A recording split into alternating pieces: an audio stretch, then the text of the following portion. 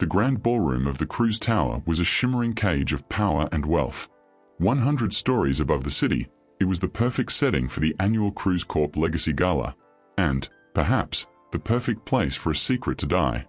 Pamela Cruz, the billionaire heiress, moved through the crowd like a rare jewel, her diamond and sapphire gown catching the light. She was grace and steel, the carefully cultivated image of Sir Cruz's sole successor.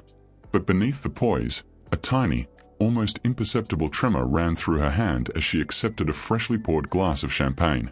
Before we continue, if this is your first time witnessing the unexpected, hit subscribe. The next, crazier story drops tomorrow, and you need to be here for it.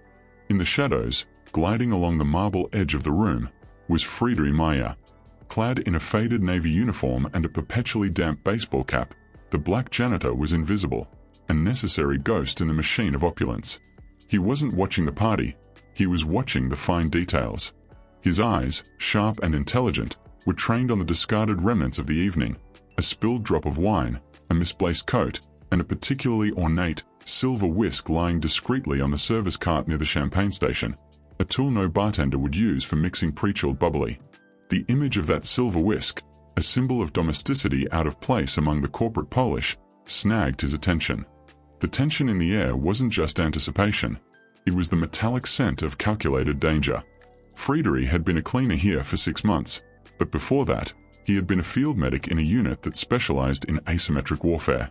He noticed the residue clinging to the tines of the abandoned whisk, a crystalline shimmer too organized to be sugar. He watched the elegant, silver-haired guest who had just smiled a final, chilling smile at Pamela and slipped out a side door. The neurotoxin was in the champagne. It was designed to mimic a fatal aneurysm, fast-acting and untraceable. Friederike saw Pamela raise the glass to her lips. In the slow-motion paralysis of the high-security event, he knew the distance to the glass was shorter than the distance to the nearest security guard. This was not a moment for logic or protocol. It was a moment for instinct. He dropped his mop with a clatter that was swallowed by the orchestra, shedding his janitorial mask in a single, desperate sprint. The entire ballroom turned, their collective gasp a wave of horror and confusion as the black janitor, the invisible man, launched himself across the polished floor toward the heiress. Friederike slammed into Pamela, knocking the deadly champagne glass spinning into the air. But she had already ingested a sip. Her eyes, moments ago alight with conversation, went vacant, the light of recognition flickering out. She stumbled, a hand flying to her throat as a violent spasm seized her muscles. Security personnel, finally galvanized, were tackling Friederike's legs, shouting about assault and trespass. There was no time for an injection, no time for a verbal antidote. In a movement of pure desperation, pinned by the guards, Friederike managed to yank Pamela toward him. He didn't perform CPR, he pressed his mouth to hers, forcing a mixture of his own saliva and a highly specialized, microdosed soluble tablet, an experimental antitoxin he had been carrying for years, past her lips. It was a kiss of pure, frantic emergency, a collision of life and death, class and chaos. The crowd was screaming, flashbulbs were popping. Pamela's body convulsed one final, wrenching time. Then, she gasped, a deep, shuddering inhalation that drew the air back into her lungs, banishing the pallor from her skin. She was breathing, alive, but utterly stunned. Sir Cruz himself, a figure of imposing, thunderous authority, pushed through the ring of bodyguards. He didn't see a rescuer. He saw a janitor, a low-caste employee, lying atop his precious daughter, his face pressed to hers, in a lurid public display. Arrest him. Now. And kill the surveillance footage. The moment this lowlife touched her, he's dead to me. Sir Cruz's voice boomed, overriding the panicked medics and the stunned socialites. Friederike was hauled away, silent and impassive, the taste of cheap soap and expensive perfume lingering on his lips. Hours later, in a sterile, white interrogation room deep beneath Cruz Tower, Sir Cruz stood over Friederike. You saved her.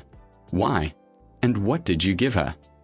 Friederike, his cover irreparably blown, finally spoke, his voice low and cultured, betraying the man of the mop.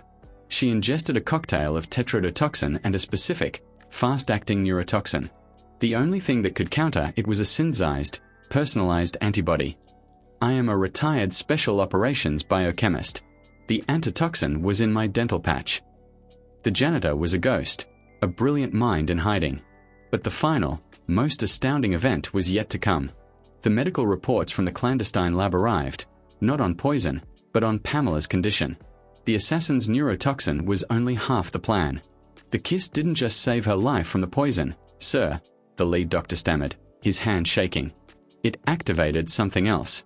Your daughter, Pamela, was a carrier of a rare, fatal genetic marker, a degenerative disorder we call the Lazarus syndrome, which was due to manifest within 48 hours. She had no known cure. The doctor pointed to the scan. The molecular structure of Mr. Meyer's antitoxin, which he somehow synthesized himself, when it mixed with his own unique biological compounds in the oral transmission, it didn't just neutralize the poison. It permanently reversed the Lazarus syndrome marker. The unexpected happened. The kiss, born of desperation and scientific ingenuity, was a biological miracle. Friedrich Meyer was not just a genius. He possessed a singular genetic anomaly that acted as a universal curative catalyst, the very reason he'd gone into hiding to avoid being exploited. Sir Cruz, the man who controlled nations, stumbled back. His heiress was cured, but her savior was a threat, a man whose DNA was now tied to her survival. Pamela, recovering in her penthouse suite, didn't feel cured, she felt reborn. Her first conscious thought wasn't of the poison or her father, but of the fierce, desperate strength of the man whose mouth had pressed against hers. A terrifying, profound, and inexplicable bond, a connection deeper than gratitude, deeper than scandal, had been forged in that singular, life-saving kiss. The janitor had not just saved her life, he had entirely rewritten her future, and in doing so, had accidentally bound their fates together forever.